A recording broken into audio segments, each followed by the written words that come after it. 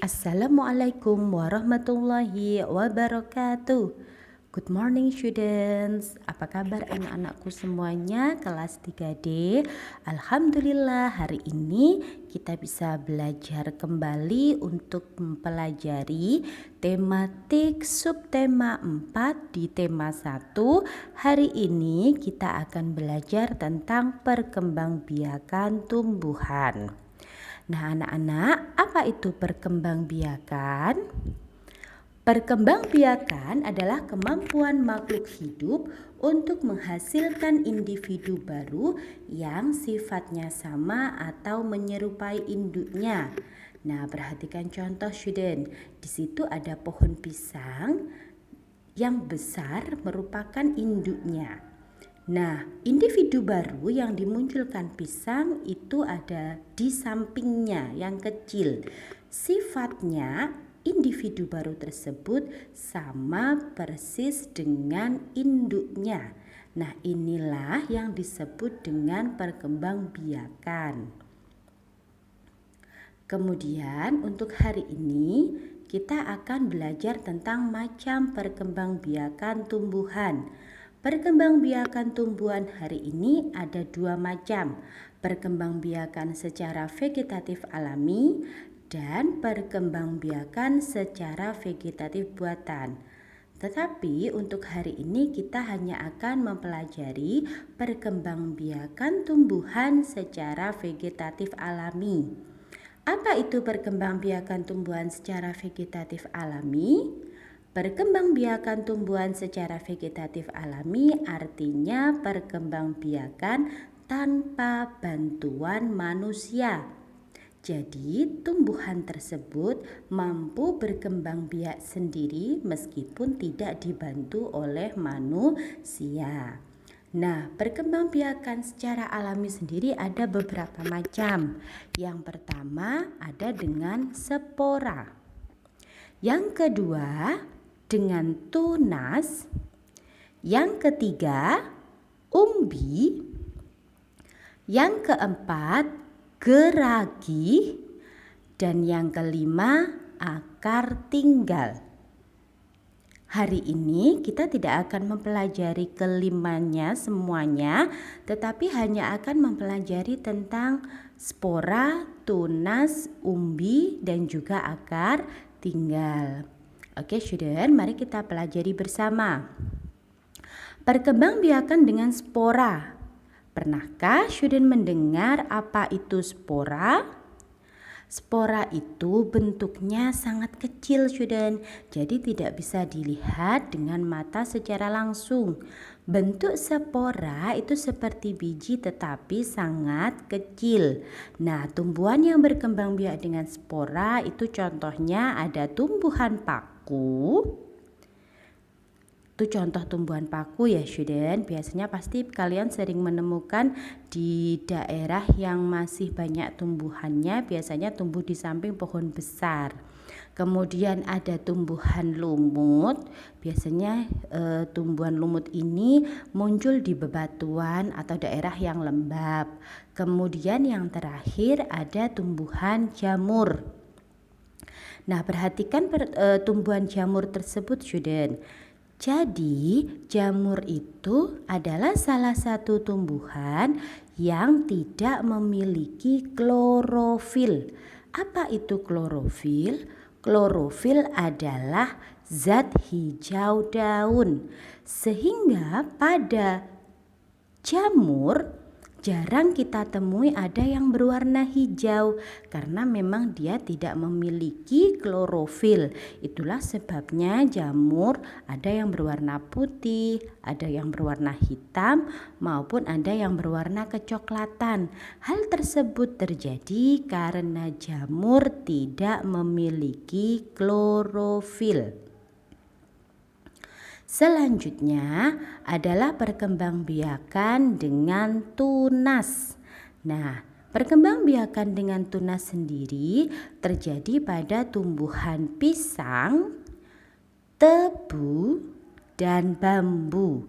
Jadi biasanya induknya akan mengembangkan dirinya sendiri berkembang biak dengan tunas, menumbuhkan individu baru di sekitar pohon induknya. Nah, seperti contoh ya, student. Kemudian selanjutnya adalah perkembangbiakan dengan umbi. Apa sih itu umbi? Umbi adalah bagian tumbuhan yang menggembung dan tertanam di dalam tanah. Umbi sendiri ada 3 macam. Yang pertama ada umbi akar, yang kedua ada umbi batang, dan yang ketiga ada umbi lapis. Yang pertama kita akan mempelajari tentang umbi akar. Umbi akar sendiri adalah akar yang tumbuh membesar karena berisi cadangan makanan. Jika umbi akar ditanam bersama dengan pangkal batangnya, maka pada pangkal batang itu akan tumbuh tanaman baru. Contoh tanaman yang berkembang biak dengan umbi akar ada bunga dahlia, wortel, dan ketela pohon. Perhatikan student. Nah, di situ bagian akarnya menggembung.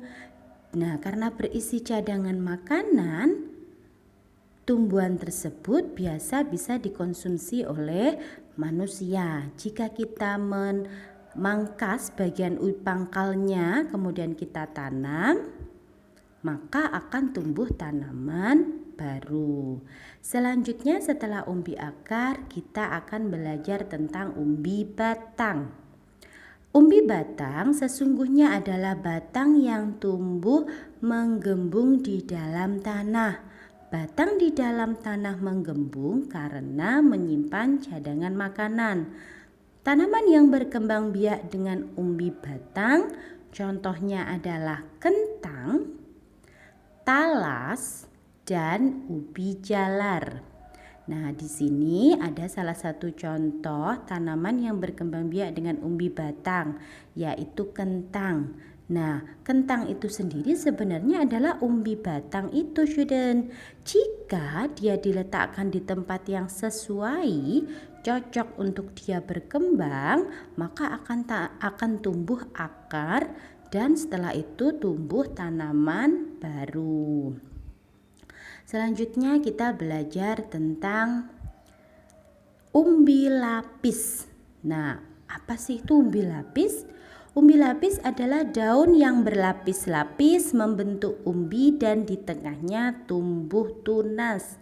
Tanaman yang berkembang biak dengan umbi lapis contohnya adalah bawang bombay, bawang putih, dan bawang merah. Nah, ini adalah contoh tumbuhan yang berkembang biak dengan umbi lapis. Di tengahnya, jika kita letakkan di tempat yang lembab atau sesuai, biasanya akan tumbuh akar.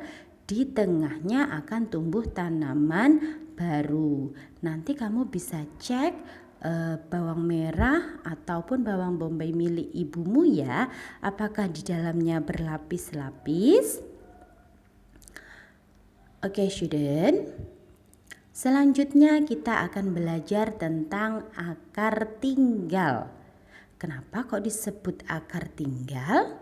Akar tinggal itu sebenarnya batang yang seluruhnya berada dan tumbuh menjalar di dalam tanah. Batang ini menyerupai akar sehingga sering disebut akar tinggal. Contoh tanaman yang berkembang biak dengan akar tinggal ada kunyit, jahe, lengkuas, dan kencur. Ini salah satu contoh tanaman yang berkembang biak dengan akar tinggal. Ini gambar tanaman jahe. Perhatikan student, jadi di bawah itu batangnya menjalar banyak, itu yang disebut dengan jahe. Kemudian setiap batang yang menggembung tadi akan muncul akar jika kita letakkan di tempat yang sesuai. Nah, lama-kelamaan dia akan tumbuh tanaman baru.